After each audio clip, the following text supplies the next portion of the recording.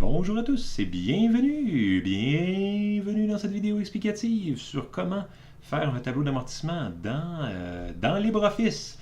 Donc, pour cette vidéo, je vous encourage fortement d'avoir votre logiciel d'ouvert dans une fenêtre, d'avoir cette vidéo d'ouverte dans une autre fenêtre et de travailler toujours en oscillant entre les deux, en oscillant entre vidéo, fichier, pour créer votre propre fichier en même temps que vous regardez cette vidéo, de faire des pauses, des retours et tout ça. Donc, vous pouvez commencer par débuter en faisant un canevas semblablement pareil au mien. Je vous encourage parce que vous allez avoir les mêmes formules, aux mêmes cellules, aux mêmes cases. Donc, ça va être très pratique pour vous ensuite pour vous retrouver. Donc, mettez les choses à la même place. Donc, le nom en A1, le prénom en A2, le montant de l'emprunt PV en A3, le taux nominal en A4, le nombre de capitalisation par année en A5. Pour ceux qui sont en Europe ou aux États-Unis, vous allez avoir des petites différences avec moi parce que moi j'utilise un prêt hypothécaire canadien, donc mon exemple va être un prêt hypothécaire canadien, mais ça va fonctionner pareil. Donc je vais vous dire aux endroits où il va y avoir des petites différences. Donc je débute le tout en mettant le montant de mon emprunt. Moi je vais faire un emprunt de 75 000 $, donc je vais faire 75 000 et je vais mettre un symbole de dollar entrée. Taux nominal, ça va être 5%. Donc 5 symboles de pourcent entrée. Le nombre de capitalisations par année, comme je vous ai dit, moi je suis au Canada, donc un prêt hypothécaire canadien, 2 capitalisations par année. Si vous êtes en Europe, habituellement c'est 12. Habituellement en Europe ou aux États-Unis, c'est la même chose que le nombre de versements par année. Mais moi c'est 2 parce que je suis au Canada. Ensuite, le nombre de versements par année, moi ça va être 52. Encore une fois, si vous êtes en Europe, vous allez avoir ces deux cellules-là exactement pareilles habituellement. Mais moi, comme je suis au Canada, le 2 est imposé pour tous les types de prêts hypothécaires. Nombre d'années du prêt, je vais prendre le maximum, 25 ans, au Canada en tout cas. Le taux périodique équivalent, ça c'est très spécial. Si vous êtes en Europe, tout ce que vous avez à faire, c'est à prendre le B4 qui est ici et à le diviser par le nombre de paiements par année par le B6. Donc, vous divisez le 5% par 52 versements par année si vous êtes en Europe ou aux États-Unis. Si vous êtes au Canada, c'est pas si simple parce que, c'est quoi la subtilité? C'est que, si vous remarquez, le C sur Y n'est pas égal au P sur Y. Donc, il y a 2 versements d'intérêt par année, mais il y a 52 versements par année. Donc, comment est-ce qu'on gère ça? Eh bien, on va calculer un taux périodique équivalent. Donc, on va remettre le calcul de l'intérêt à 2 fois par année sur une base 52 en faisant une équivalence. Donc, la formule d'équivalence est la suivante. C'est 1 plus B4, donc le taux que j'utilise, qui est le 5%, divisé par le B5, qui est le nombre de capitalisations par année. Je ferme la parenthèse, je mets un chapeau, c'est le bouton près du P sur votre clavier, chapeau, espace. Ouverture de parenthèse, je vais diviser mon nombre de capitalisation par année, qui est B5, divisé par le nombre de versements par année, qui est B6. Pour le remettre sur la même base que les versements, je vais fermer ma parenthèse et je vais faire moins 1 pour annuler le 1 de départ. Donc, cette formule-là peut vous paraître un peu mystérieuse, même peut-être mystique, mais elle se démontre très très bien en mathématiques. Hein. C'est pour remettre la capitalisation sur une base à la semaine, ou au mois, ou peu importe.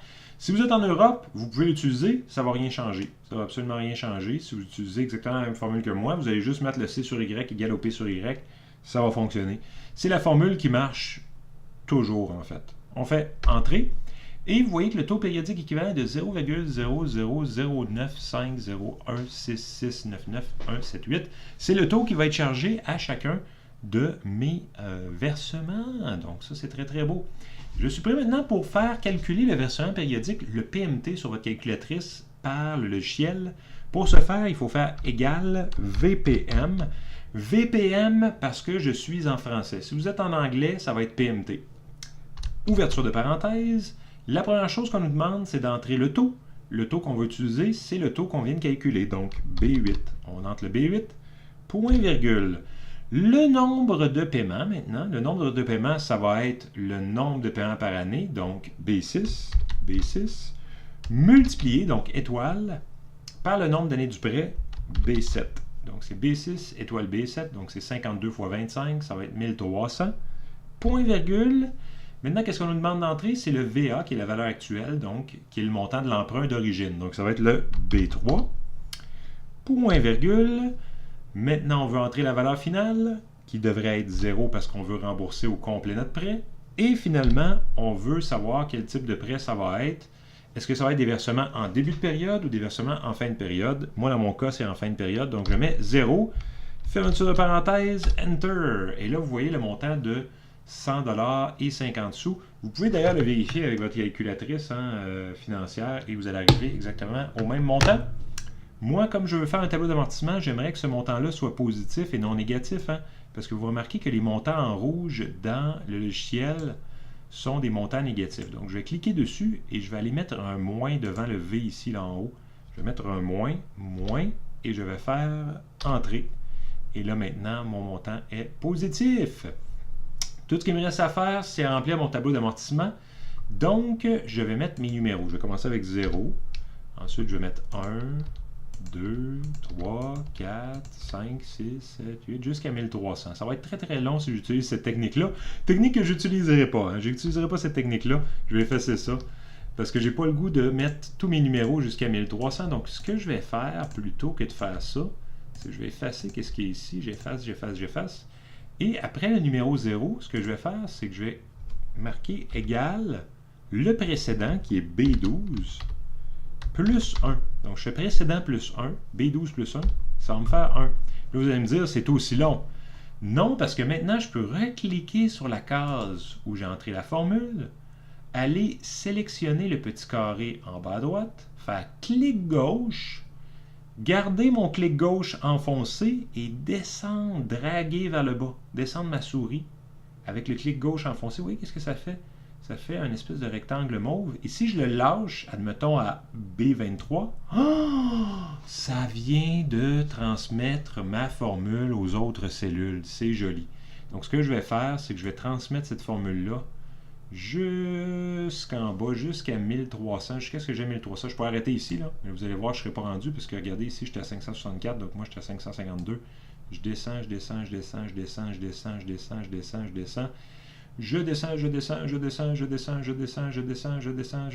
descends. Encore plus bas. Oh, j'ai dépassé. J'ai dépassé, c'est pas grave. On peut reculer avec la même technique. Et on obtient 1300 versements. Donc là, il faut juste que je revienne où j'étais. On revient où j'étais. J'ai tous mes numéros de versement. Maintenant, pour entrer mon versement, je vais cliquer sur la cellule C12 et je vais faire égal. Là, il faut que je mette un symbole de dollar. Donc, je vais mettre un symbole de dollar, B9, B, symbole de dollar 9.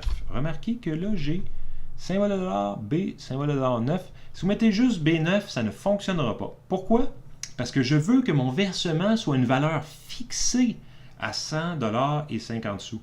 Donc, je fais Enter, et là, vous remarquez que j'ai 100$ et 50 sous.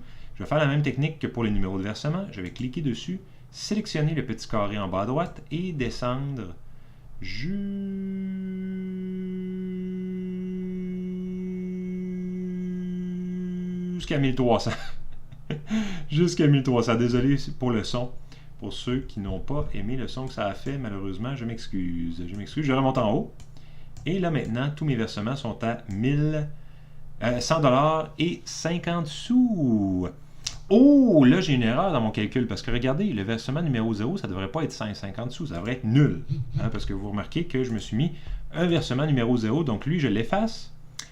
Pourquoi je me suis mis un versement numéro 0? C'est parce que je voulais avoir le solde initial. Donc lui, je vais cliquer sur le F12 et je vais faire égal B3. B3. Entrée. Parce que je voulais avoir le solde initial de mon prêt en cellule F12. Donc, je vais avoir le solde initial. Il n'y aura pas de versement, il n'y aura pas d'intérêt et il n'y aura pas de capital.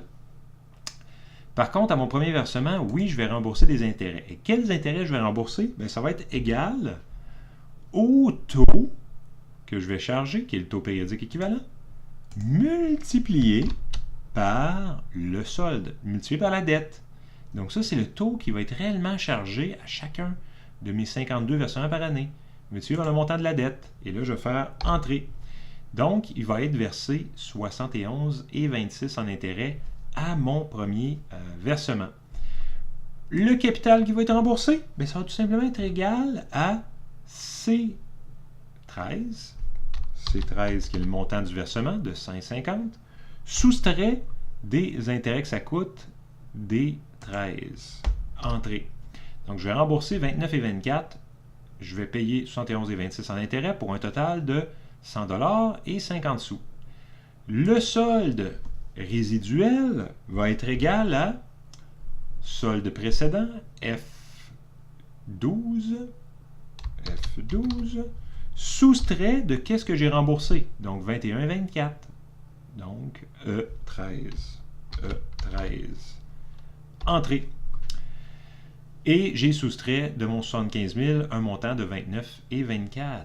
Donc vous voyez que tous les montants sont bien rentrés. Vous ne pouvez pas les rentrer manuellement. Pourquoi? Parce que, regardez, si j'augmente le nombre de décimales, il y a une précision vraiment qui est grande, là. Il y a beaucoup de chiffres. D'ailleurs, si vous voyez ces dièses-là, ça veut dire que vos cellules ne sont pas assez larges pour visualiser le montant. Mais regardez, je peux même mettre une précision, là. Une précision vraiment totale, là. Ici, donc, je vais cacher ces décimales-là. Je vais retourner à 2 décimales. Mais ce n'est pas parce qu'il y a 2 décimales d'affichage que vous avez 2 décimales de précision. Là, vous avez énormément de précision avec ce logiciel de calcul-là.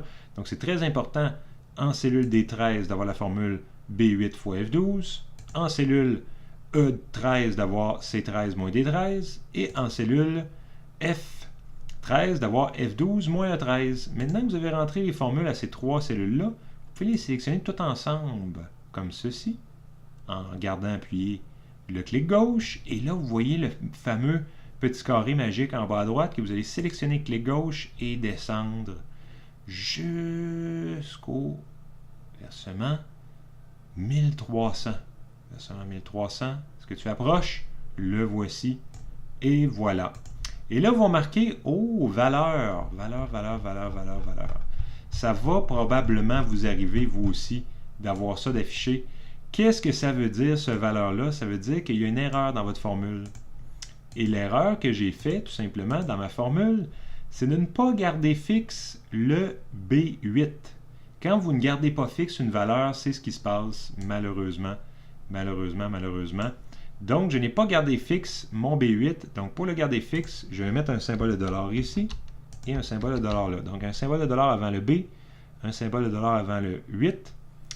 Et je vais faire Entrée. Donc, je vous rappelle qu'est-ce que je viens de faire. J'ai été en cellule D13 ici et j'ai mis des symboles de dollar de part et d'autre de mon B. Vous allez me dire, ça n'a rien changé. Non. Pourquoi? Parce que je n'ai pas transmis cette information-là à mes autres cellules. Donc, je vais le faire en appuyant sur le petit carré ici D13, le petit carré en bas D13, et je vais donner cette information-là à toutes mes autres cellules. Oh, je ne suis pas... excusez-moi, je suis mal installé. Là, je l'ai. Je peux descendre jusqu'à la cellule numéro 1300. Plus vite. Cellule numéro 1300. Oh, j'ai dépassé. Voilà. J'ai donné l'information des intérêts. Et là, vous voyez que j'ai gagné parce que, regardez, le solde de mon hypothèque est nul au versement 1300. C'est une indication que vous avez gagné et que votre tableau d'amortissement est bon. C'est joli. Avant de conclure la vidéo, j'aimerais vous encourager vraiment, avant de construire ce tableau-là, de bien vérifier que votre PMT ici est le même que le PMT obtenu avec votre calculatrice financière. Vérifiez bien la chose. Une fois que ça va être fait, maintenant, vous pouvez aller chercher des données très intéressantes, comme par exemple le total des intérêts.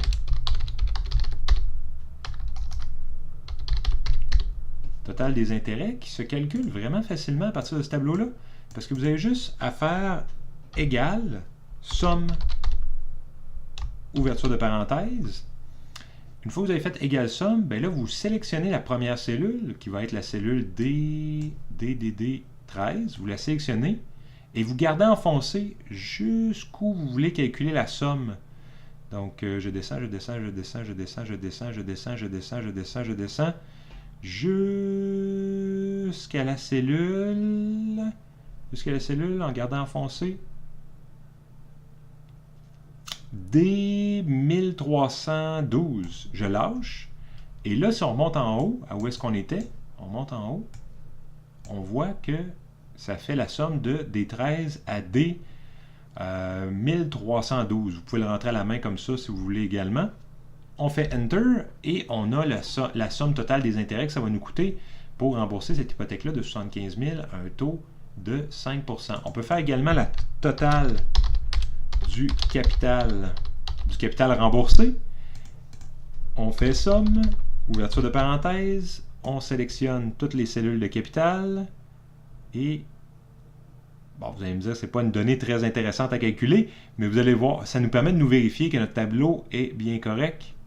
Parce que regardez, si on fait la somme du capital, on remonte en haut, on fait Enter. Oh, non, j'ai fait une erreur, je recommence. C'est égal, j'ai oublié mon symbole égal. C'est une erreur qui arrive souvent. C'est une bonne chose que j'avais fait l'erreur. Il faut faire égal somme, on clique ici, et là maintenant on peut sélectionner nos cellules. On sélectionne nos cellules. Si vous oubliez le symbole égal dans une formule, ça ne fonctionnera pas malheureusement. Et là je resélectionne toutes mes cellules, 1300 cellules. Les voici et je peux faire Enter. Voilà, ça donne 75 000.